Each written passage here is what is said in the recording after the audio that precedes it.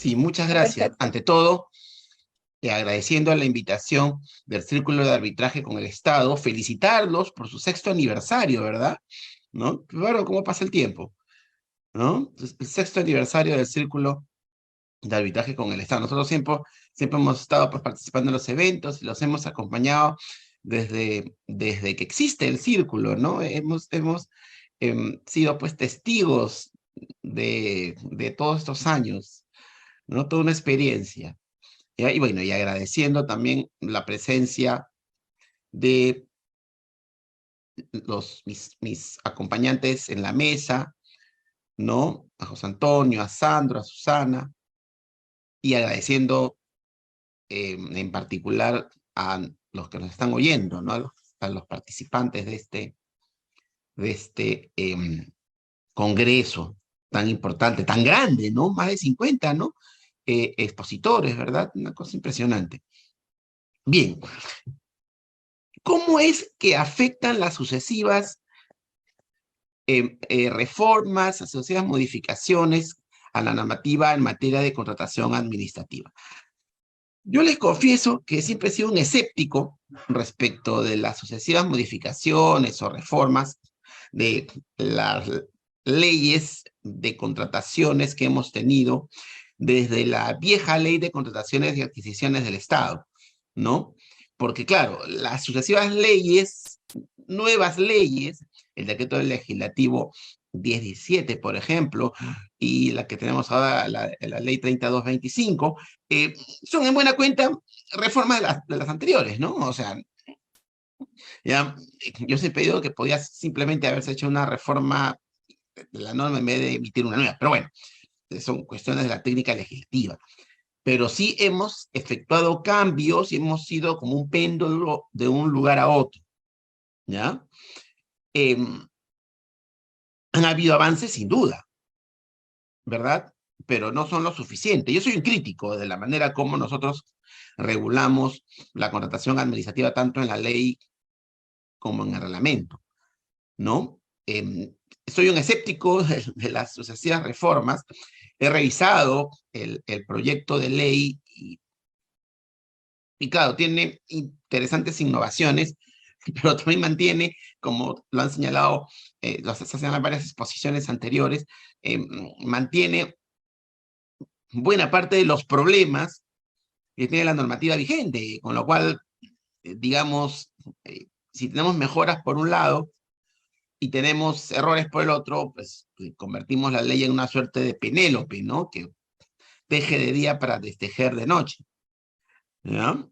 Entonces, eh, estas idas y venidas, ¿ya? De la regulación en materia de contratación administrativa no son eficientes, no favorecen la regulación en la materia, no nos ayuda, ¿verdad? Genera confusión, ¿no?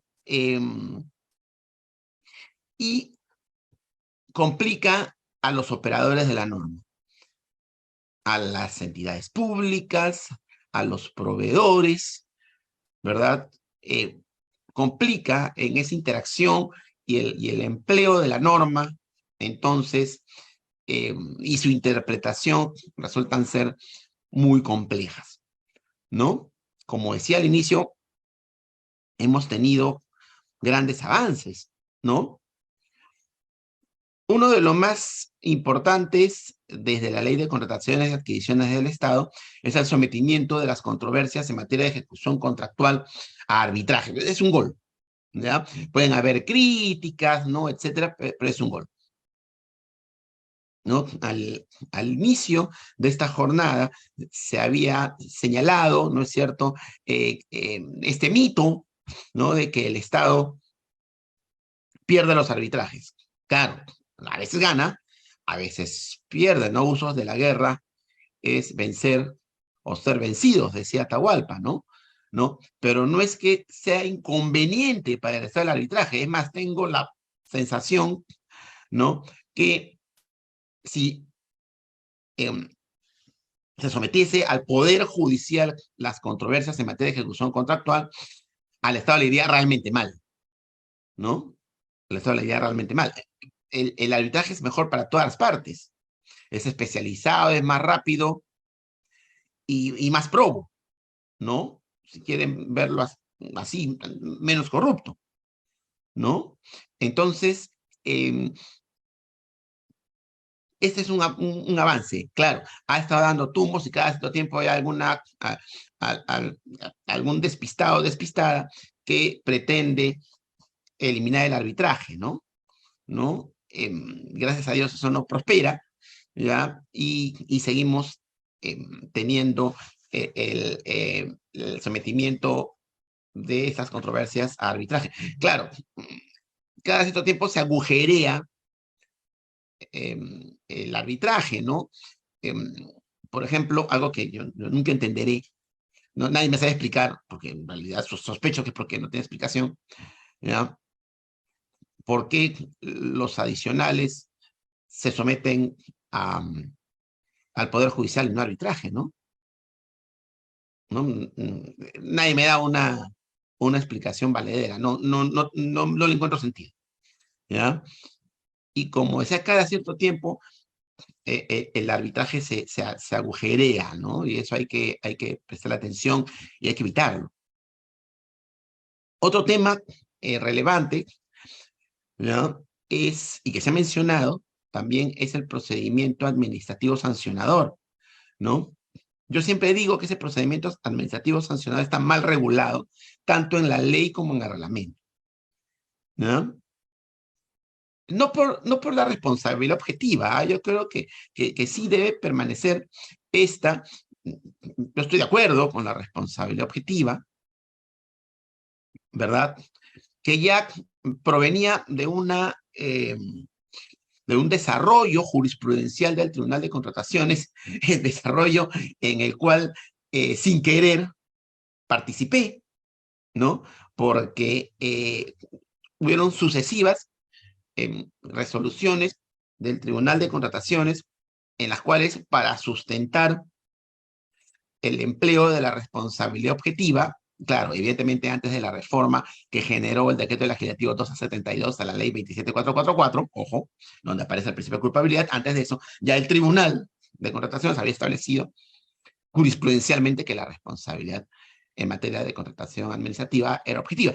Y para esto, digamos, citaba inmerecidamente ya, varios textos míos, ¿no? Porque claro, yo decía de que la responsabilidad debía ser objetiva y digamos, daba el porqué de ello, ¿no? No quiero centrarme en eso, no es directamente materia de esta exposición, pero sí señalar, ¿no? Que las sucesivas reformas de la normativa no han mejorado la tramitación del procedimiento administrativo sancionador, pero en materia de las garantías, ¿no? En materia de las garantías que deben emplearse, ¿no? O sea, el procedimiento administrativo sancionador, no obstante estar regulado inicialmente en la ley y luego en el reglamento, debe respetar las garantías que están establecidas en la 27444, cosa que no está ocurriendo, ¿no? Esto no está ocurriendo. Entonces es un tema pendiente de corregir, ¿no? Otro tema clave es el catálogo de los procedimientos de selección, ¿no? Pues hay un catálogo, ¿no? De procedimientos de selección que cada cierto tiempo varía, ¿no? Recuerdan ustedes que inicialmente tenemos este catálogo tan simple, ¿no? De la licitación pública, el concurso público, la adjudicación directa y la adjudicación de menor cuantía, ¿se acuerdan? Bueno, de ahí se fueron incorporando otros procedimientos de selección, ¿no? Que el concurso de precios, perdón, que la subasta inversa, ¿no? Y este proyecto de ley en ciernes incorpora nuevos procedimientos de selección que pueden tener una justificación en la eficiencia, ¿no? Pero que requieren un desarrollo cuidadoso para que en vez, no termine pasando que en vez de ayudar, más bien nos compliquen y generen una afectación tanto a los proveedores como a las entidades. Y es que sucesivos cambios en la regulación generan incertidumbre, ¿no? ¿Y cómo se va a regular esto después? Y eso se va a seguir regulando de esta manera. Las entidades que tantas facilidades debemos tener para contratar. ¿Saben qué ocurre? Aquí hay un viejo dilema, que en verdad es un dilema aparente, ¿no? El suponer que un régimen de contratación rígido o muy regulado, porque tenemos un sistema, o perdón, tenemos una regulación en materia de contratación administrativa muy rígida, ¿no? Tanto la ley como el reglamento, suponer de que esto es una garantía de mayor eficiencia y probidad, ¿ya? Y esto es incorrecto, en verdad, ¿ya?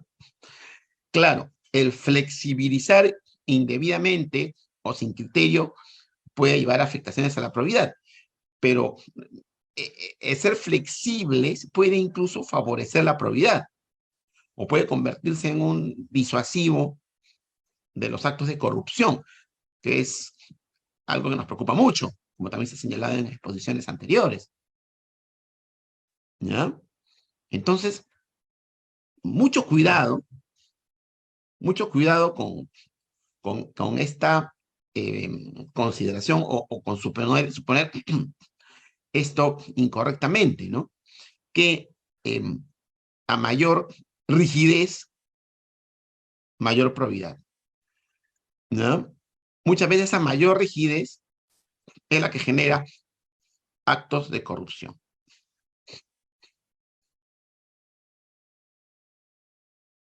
¿ya?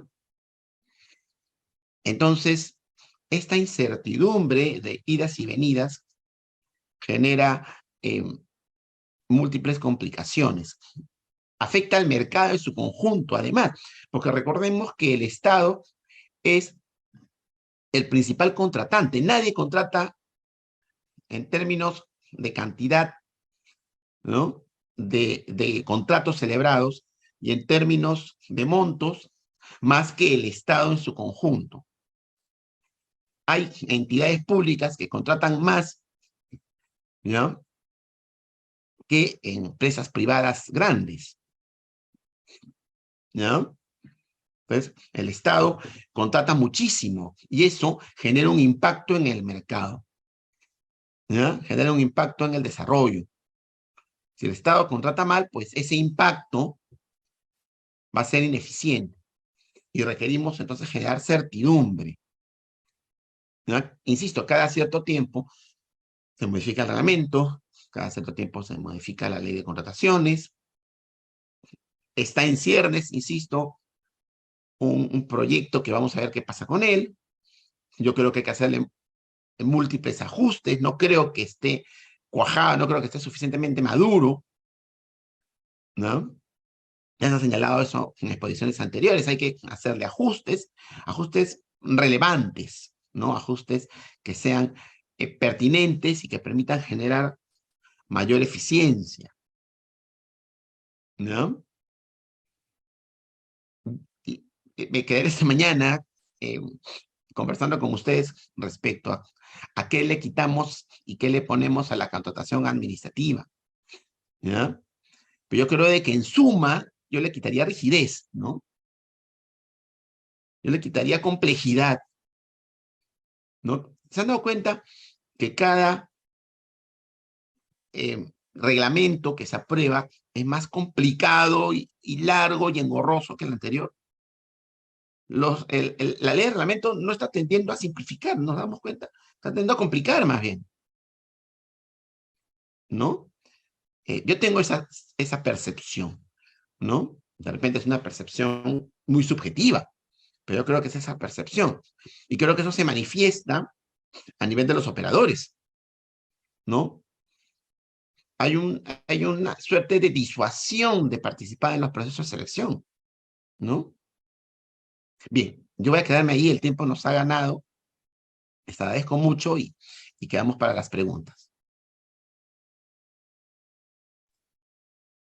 Ok, muchas gracias, doctor Guzmán. Esperamos con entusiasmo poder contar con su participación en futuros eventos organizados por el CAE, ya que su contribución es sumamente valiosa y apreciada. Por el Muchas momento no gracias. tenemos ninguna pregunta en relación a su ponencia. Bueno, de manera posterior, presentaré a nuestro próximo ponente, el doctor José Antonio Reyes, reconocido abogado por la Pontificia Universidad Católica del Perú, con un posgrado en gestión pública por la Escuela de Gobierno de la PUC y título en contratación pública por la PUC, diplomado en Derecho de la Construcción por la Pontificia Universidad Católica de Chile, diplomado en especialización en Justicia Orales y Técnicas en Litigación por la Pontificia Universidad Católica de Chile, inscrito en el Registro Nacional de Árbitros RNA-OCE, Centro de Arbitraje de la PUC y del Centro de Arbitraje de AMCHA Perú. Buenas noches, doctor José Antonio. Nos da un gusto que haya... Buenas noches. Muy buenas noches, Milena. Muy buenas noches a todos. Voy a tratar de acelerar un poco porque estamos un poco con los tiempos cortos y quiero que el doctor Hernández tenga el tiempo a disposición. Solamente Perfecto. para cerrar, algún comentario del doctor Guzmán Napurí, que hacía referencia a que él no entendía una argumentación de por qué el presupuesto adicional no era arbitrable y sí al Poder Judicial. Yo creo, eso es una teoría personal y le trasladaré también la consulta al doctor Hernández, es que mi interpretación es que el legislador ha pensado un poco como el legislador colombiano, que en algún momento define que los actos contractuales, algunos de ellos son de libre disposición y otros que no son de libre disposición. Y esas de no libre disposición, esas condiciones exorbitantes, están en la interpretación del contrato, están los adicionales, la aprobación de los adicionales, e incluso el peor problema que tuvo Colombia era que la resolución de contrato determinaba que era una condición exorbitante del Estado. Entonces no podía arbitrarse la resolución de contrato, pero sí podía arbitrarse la indemnización. Entonces había un arbitraje sobre la indemnización de la resolución de contrato, pero la resolución de contrato solamente podía verse en un proceso judicial. Así que no somos los únicos que tenemos algunos problemas ahí. Yo quisiera, si me pudieras ayudar a compartir pantalla, Milena. Diana, ¿cómo es para compartir pantalla? Creo que Doctor, tienen acceso. Yo sí, tengo es aquí, muy pero... simple, ya está habilitado, doctor. Ajá. Simplemente en su pantalla ponga compartir pantalla Okay. y seleccione el archivo que usted guste. Para esto Sí, lo tiene pero que tener ya abierto. ¿sabes? Claro. Sí, pero tengo aquí un problema. Voy a cerrar. Voy a esperar que sea este.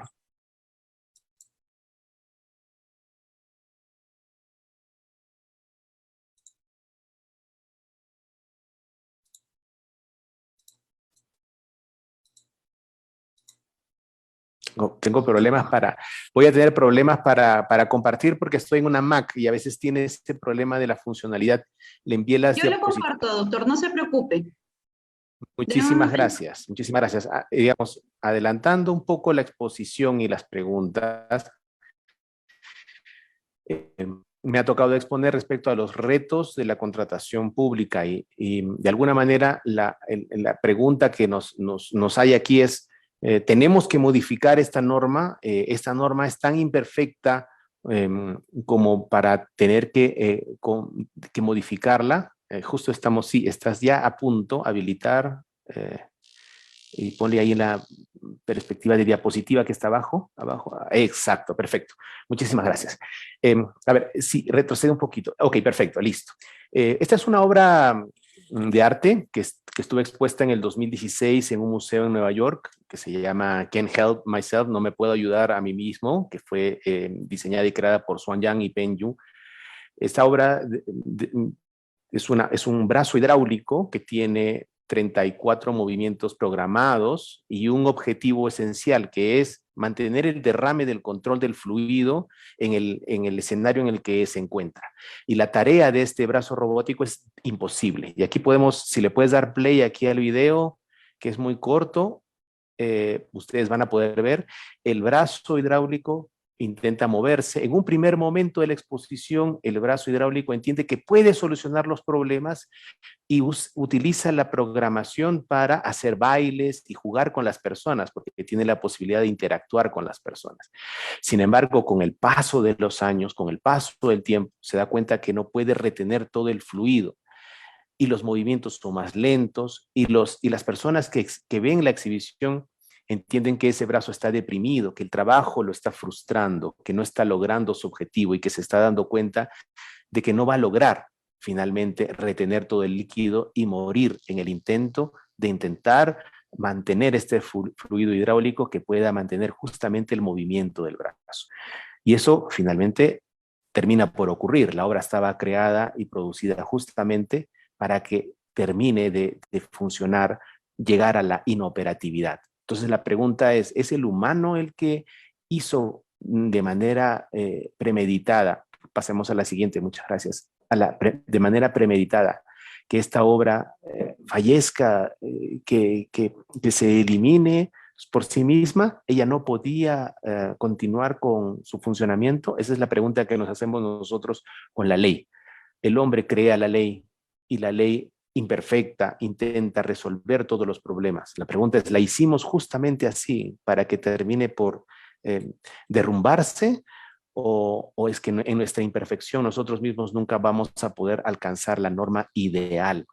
Cuando vamos a exposiciones internacionales, siempre recibimos el aplauso de las personas, no solo por la gastronomía peruana, sino por la normativa peruana en contrataciones. Todos los países, por lo menos de Sudamérica, reconocen la complejidad, la perfección, lo consolidada de nuestra normativa. Les parece increíble que podamos tener una norma como esa, ¿no? Y nosotros aquí, con la norma que tenemos, pues vemos que el aceite, el fluido hidráulico se nos sigue yendo porque no alcanzamos resolver. Y el problema no está en la ley, el problema está en los operadores de la ley, como resulta claro. Y por eso mis retos, los retos que expongo aquí en los 7 minutos que me quedan, serán justamente respecto a esto. Vamos a hablar de la eficacia y la eficiencia en la satisfacción de la necesidad pública, en la mejora de la prevención y el manejo de las controversias, y como colofón, que es el colofón de casi todas las exposiciones, algunos mecanismos o algunas ideas de lucha contra la corrupción. Siguiente, por favor. Vamos a hablar de la primera, de la eficacia en la satisfacción de la necesidad pública. Siguiente, ese es el objetivo central que tenemos nosotros que entender. Pero para eso necesitamos evidenciar lo que ya es una falencia, digamos, objetiva, la incapacidad técnica que tenemos en las entidades públicas de determinar la necesidad pública. Casos como los semáforos inteligentes, como la compra de bienes, digamos, deficientes, son miles. El problema es justamente que las personas encargadas de realizar esa capacitación o esa elaboración no tienen la capacidad suficiente, y tampoco la tienen en los estándares de la elaboración de los expedientes técnicos y la consecuente supervisión, y lo final, la gestión por resultados, que es un elemento que hemos obviado, que está en los primeros artículos de la ley, que la ley debe maximizar la transformación de los recursos en esta evaluación de calidad-precio, de la que justamente el doctor Hideijo hacía referencia, que solamente nos estamos yendo al precio, pero no llegamos al punto final. Siguiente, por favor. Respecto a la capacidad técnica, la propuesta sería justamente fortalecer la capacidad de los encargados, de los operadores, de la elaboración de los términos. La creación, y esto ya es una idea que tenemos que pensarla, ¿por qué tenemos más de 1000 entidades públicas que pretenden hacer un trabajo de elaboración de expedientes de obra cuando podríamos consolidarlo? No sé si mediante un ministerio de obra pública, como ocurre por ejemplo en Chile, o de repente la consolidación de convocatorias, como ocurre en la regulación que tenemos en las entidades, que junten sus requerimientos y que sea digamos, un grupo técnico que pueda elaborar, porque sabemos muy bien la deficiencia en la elaboración de los expedientes. Y lo otro, la sistematización en la publicación de las contrataciones, es decir, que yo pueda tener referencia de otras obras que hayan tenido cierta eficiencia. Si no, bueno, nos puede ocurrir lo mismo que con los canales de irrigación, que se construyen canales de irrigación con cemento, en los que se evidencia que la filtración deja un detrimento en la masa hídrica de más del 30%, y ese conocimiento no lo tenemos. Por tanto, seguimos en esa misma idea de construcción. Siguiente, por favor.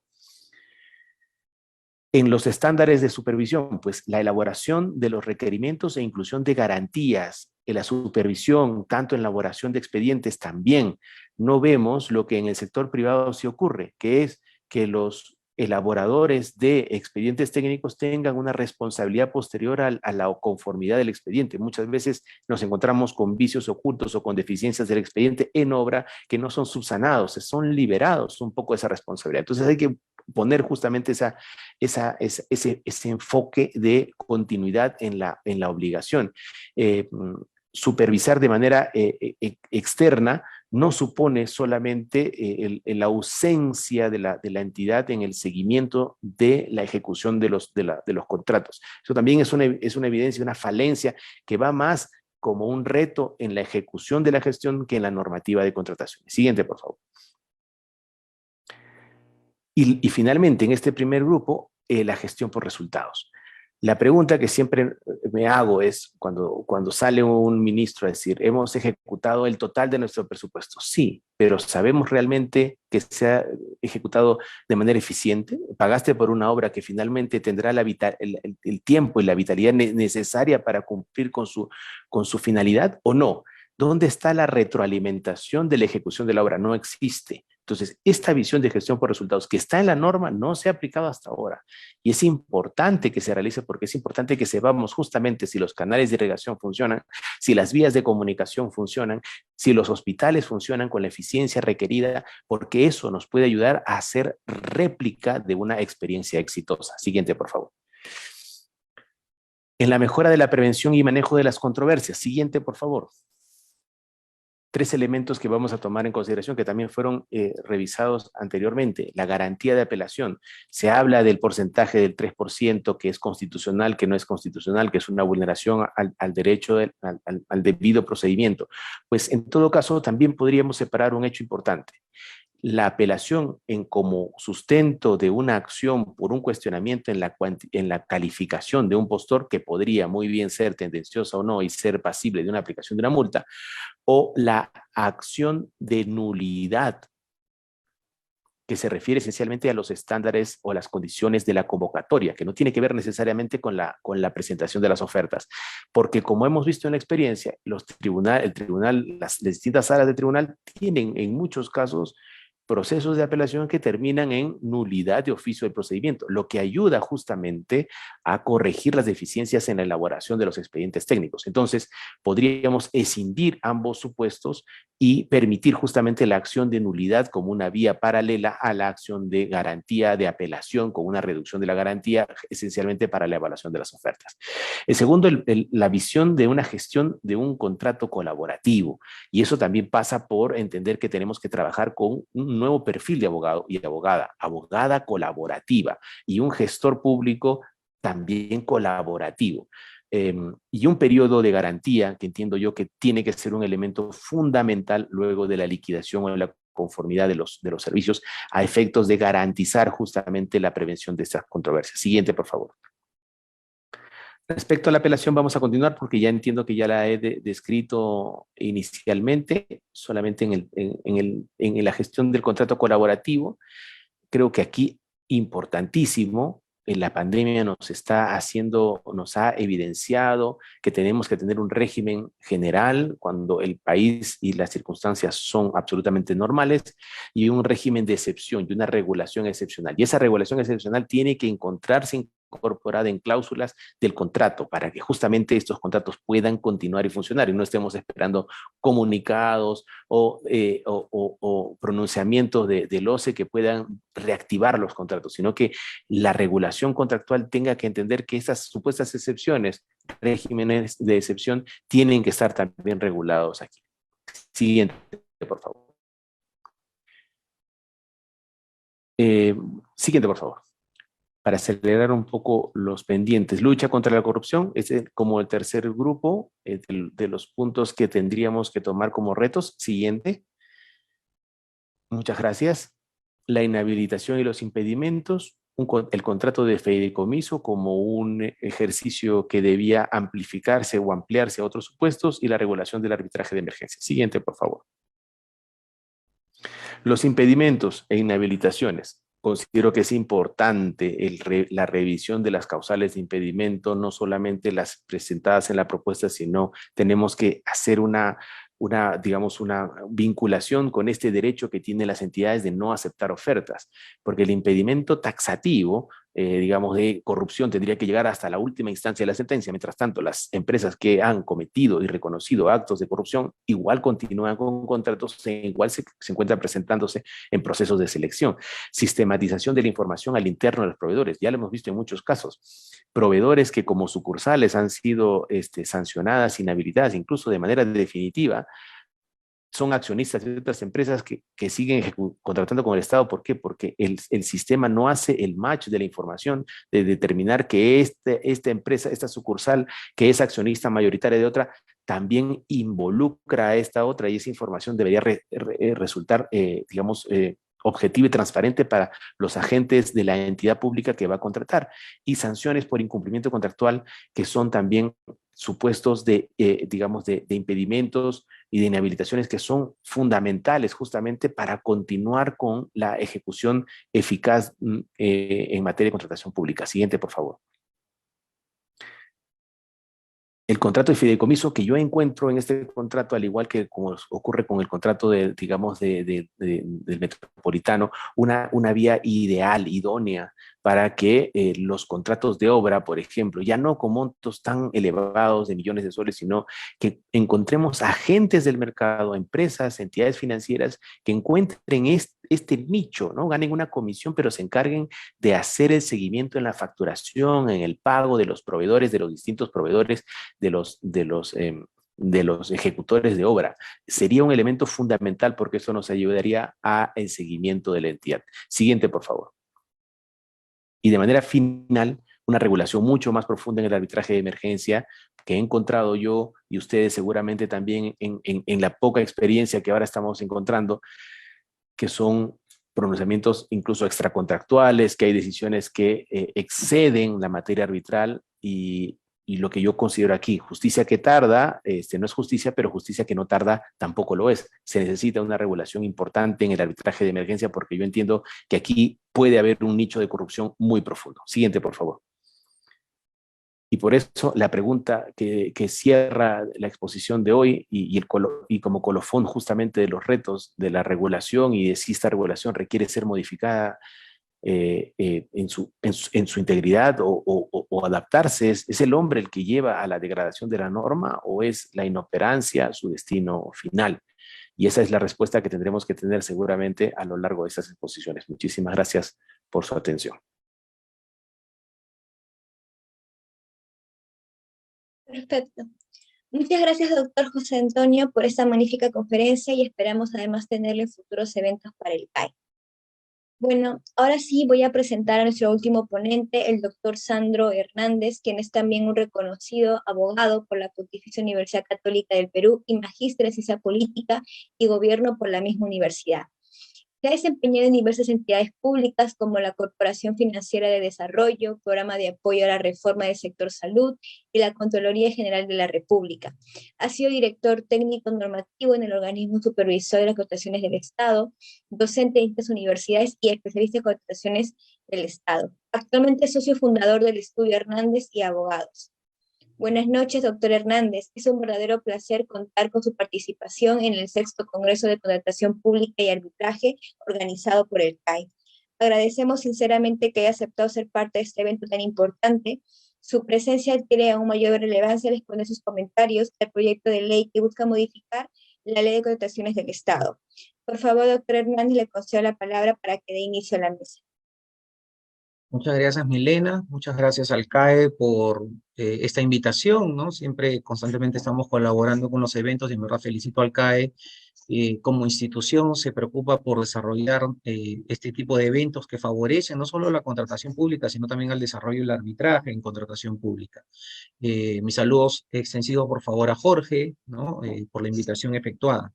Bien, vamos a conversar un poco sobre las propuestas, este proyecto de norma que se ha, digamos, existe una versión final por ahora, pero que constantemente la han estado cambiando. Hay varias versiones de este proyecto de norma, pero vamos a hacer un poquito de historia, y con ese poquito de historia creo que vamos a contestar algunas de las interrogantes que tenía José Antonio y que también planteaba Cristian. En efecto, estamos a 25 años de la 26850, ¿no? Que se publicó, digamos, en el año 97, pero entró en vigencia en el año 98. Estamos a 25 años de esta norma.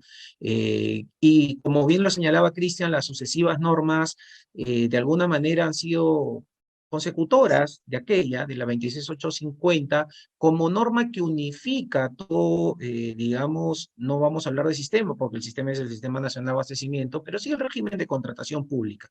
¿Eso qué significa? No significa que a partir del año 98 recién empezó el tema de la contratación pública o la regulación en materia de contratación pública en el Perú.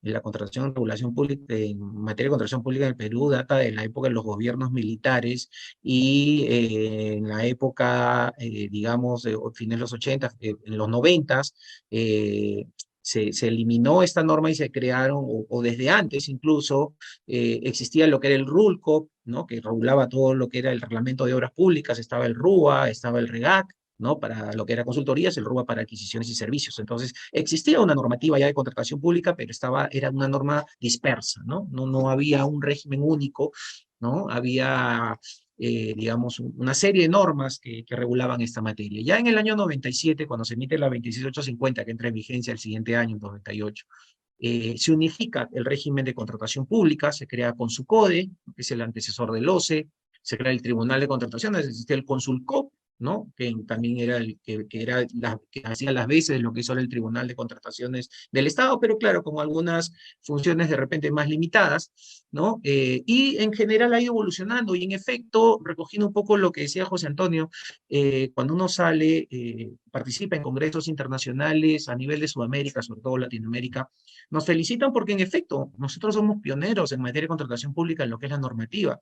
Tenemos una norma bastante consolidada, que ha tenido muchas evoluciones, algunas innecesarias, por cierto, algunas modificaciones innecesarias, pero que, digamos, en comparación de otros países, tenemos un sistema normativo, ¿no? Entre comillas, en materia de contratación pública bastante consolidado. Tal es así que países como Colombia, por ejemplo, Ecuador, nos han imitado, o sea, ellos en algún momento han partido de lo que nosotros teníamos, donde nosotros estábamos, hemos servido de ejemplo para que ellos, digamos, a partir de ello inicien su régimen de contratación pública, pero ya nos han dejado atrás hace mucho tiempo, ¿no? Ya tenemos que Colombia, por ejemplo, ya se encuentra incorporado a la OCDE, tema que incluso el Perú inició gestiones desde mucho antes, Costa Rica está incorporado a la OCDE, Chile está incorporado a la OCDE, ¿no? Y Ecuador, miren, país vecino que ya de hace algún tiempo tiene también una normativa que sin ser tan rigurosa como señala Cristian,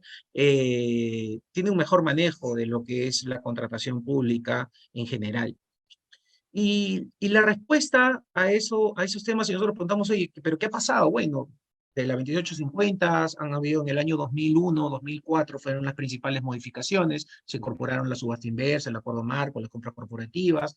Luego el 1017 básicamente ha sido una adecuación de algunos criterios, desarrollos un poco más normativos, mucho. La 1017 quizás empezó el desarrollo extenso del reglamento, y con la 3225 lo que se hizo fue de alguna manera tratar de sintetizar algunos aspectos, tratar de modernizar un poco los procedimientos que se tenían, ¿no? Porque antes había la adjudicación directa selectiva, la adjudicación directa pública, las contrataciones de menores cuantías, que eran las que se conoce ahora como menores 8 UITs, ¿no? Y se agruparon en lo que era la simplificada, se incorporaron algunos procedimientos como la comparación de precios, por ejemplo, con ocasión del trabajo que se hizo de la mano con el Banco Mundial, con el BID, se incorporaron algunas figuras interesantes que han permitido algún desarrollo, la subasta, se dio un mayor impulso a la subasta inversa, pero por sobre todo, en los últimos años se ha apuntado a la sistematización y a la modernización a través del sistema electrónico de contratación pública. Recordemos que antes las convocatorias se hacían a través de los diarios, ¿no? El registro de participantes era físico en cada institución, entonces teníamos un sistema bastante precario y que ya con el desarrollo del SEACE se ha avanzado bastante, y eso ha contribuido también a la transparencia y a un mejor control. Pero en efecto hay un tema bien importante que, a pesar de, digamos, de la evolución de nuestro marco normativo, todavía se mantiene como un tema pendiente. Y eso tiene que ver, y va a responder seguramente a alguna de las interrogantes que decía José Antonio, por ejemplo, ¿por qué el arbitraje no se regula o no es arbitrable el tema de los adicionales, ¿no? O por qué todavía se mantienen algunos impedimentos, y en otros aspectos que mencionaba Cristian también, sobre que hay procedimientos muy rígidos, ¿no? Y eso tiene una respuesta que hay que comentarla, uno que ha tenido la oportunidad de pasar por las instituciones que ha tenido a su cargo la formulación, la propuesta normativa, porque sabemos que eso pasa por un proceso de distintas etapas y finalmente quienes aprueban la norma son otras instancias, no necesariamente los órganos técnicos. Y eso lo voy a definir con dos frases. Uno es la diferencia entre lo técnicamente necesario para una gestión eficiente y lo que es políticamente aceptable. Y esto es bien importante porque aunque parezca mentira, incluso con la 30225, que es más reciente para nosotros, ¿no? Que es la ley que se venía actualizando, se mantienen y se incorporaron ya en otras instancias, fuera de los parámetros técnicos, de los ámbitos técnicos en los que se trabajó estas normas, se incorporaron y se han mantenido algunos conceptos, algunas figuras jurídicas, algunas restricciones, más porque políticamente son aceptables o el cambio de estas figuras no son políticamente aceptables, dadas las circunstancias o sea, de los políticos en el gobierno en el momento. Entonces, se ha relegado lo eficiente, lo técnicamente necesario, como decía, ¿no? Digamos, para efectuar una gestión eficiente, ha sido relegado frente a lo que podía considerarse políticamente aceptable. Y así tenemos cosas como, por ejemplo, el que hasta ahora se mantengan los adicionales como una materia no arbitrable, ¿no? Porque no es políticamente aceptable esas propuestas de cambio, por ejemplo, cuando se han formulado en su oportunidad. Claro, en su momento ese cambio generó también, hay que reconocer, un poco la culpa la tuvieron los contratistas, porque mediante adicionales planteaban o trataban de obtener, digamos, una ganancia adicional que a veces, muchas veces no correspondía, trataban de, digamos, recuperar o incorporar dentro de su ganancia aspectos económicos que no habían formado parte de su propuesta al momento de formular propuestas temerarias, ¿no? O muy bajas, y que en su momento, con el desarrollo del arbitraje en el Perú, que es a partir de contratación pública, obviamente, que es a partir de la 26850, recordemos que muchos de los árbitros eran inicialmente, durante casi todos los años 2000, eran prácticamente civilistas, no expertos en contratación pública, y los laudos que emitían tenían una connotación más civilista que de especialización en contratación pública. Eso ha ido cambiando con el tiempo. Actualmente casi todas las personas que están en el mundo del arbitraje en contratación pública tienen, además lo exige la norma para poder ser árbitro, tienen especialización en contratación pública, en derecho administrativo, ¿no? En arbitraje, en contratación pública, ¿no? Entonces ya ese tema ha ido cambiando y ya la justificación y los motivos por los cuales, por ejemplo, el tema de los adicionales no eran arbitrables, ya han perdido bastante peso y hace tiempo ha debido ya cambiarse ese tema en la normativa, pero como no es políticamente bien visto, no se cambia. Y en el tema de impedimentos pasa algo similar. Hay muchos impedimentos que están ahí que no deberían estar, que ameritan una reevaluación. Quizás somos el país que tiene mayor cantidad de impedimentos, cuando lo que se busca, el sistema debería buscar, uno de sus axiomas es la mayor participación de postores. Sin embargo, tenemos una serie de impedimentos que tienen naturaleza persecutoria, que pues no tienen mucho sentido, ¿no? Que habría que reevaluarlos o precisarlos, pero que tampoco se modifican porque políticamente no está bien visto. O sea, nadie quiere asumir ese reto de decir, oye, yo fui el que cambié los impedimentos o simplifiqué la normativa en contratación pública porque frente a un eventual riesgo o problemas que puedan surgir, me van a echar la culpa a mí. Y eso no es así. El tiempo pasa, los tiempos cambian, los mecanismos de control evolucionan, el sistema electrónico ha favorecido mucho también en la posibilidad de ejercer el control, y creo que el tema de especialización también ha mejorado bastante. Falta mucho todavía o camino por recorrer, pero creo que, digamos, las circunstancias son otras. Entonces, cuando revisamos el proyecto de ley que está circulando, advertimos pues una serie de temas, como bien lo ha advertido Cristian, que todavía hay muchas deficiencias que necesitan ser revisadas, ¿no? Que están inmaduras, que necesitan madurar mucho todavía ese proyecto, si es que se pretende sacar o darle luz verde a ese proyecto, que en muchos aspectos estamos retrocediendo. Y eso tiene que ver un poco también con lo que mencionaba Cristian, este tema de un poco la rigidez de la regulación. Pero no es solamente un tema de rigidez de regulación. sino es un tema de sobreregulación. Y en este punto creo que estamos a 25 años de la 26850, de la incorporación del arbitraje en la contratación pública, hemos pasado por varias normas, pero a veces me sorprendo bastante porque creo que lejos de aprender de nuestros errores y aprender del camino recorrido, miramos para adelante y no miramos para atrás. Siempre es bueno mirar para atrás para ver qué es lo que se ha hecho bien y qué es lo que se ha hecho mal, lo que se necesita revisar, ¿no? Para poder seguir el camino, pero no hacemos eso y seguimos cometiendo lamentablemente los mismos errores. Y uno de los principales errores que venimos cometiendo es el exceso de regulación en materia de contratación pública. O sea, es un tema también de rigurosidad en los procedimientos, que tenemos un principio de transparencia, de discrecionalidad. Es más, este proyecto de ley lo recoge también el tema de la discrecionalidad de funcionarios. La ley del Sistema Nacional de Control regula la discrecionalidad de los funcionarios al momento de tomar decisiones, pero que tienen que estar obviamente debidamente fundamentadas. Y eso va por una regla básica, ¿no? Como decir, una regla de tres simple. A mayor discrecionalidad, mayor responsabilidad. Entonces el funcionario sabe o debería permitirse que tenga responsabilidad, o sea, en la medida que él sabe que es responsable de las decisiones que toma, va a tener también mucho más criterio y mucho más cuidado en las decisiones que toma con discrecionalidad, ¿no? Y a esto voy a punto al tema de la sobreregulación.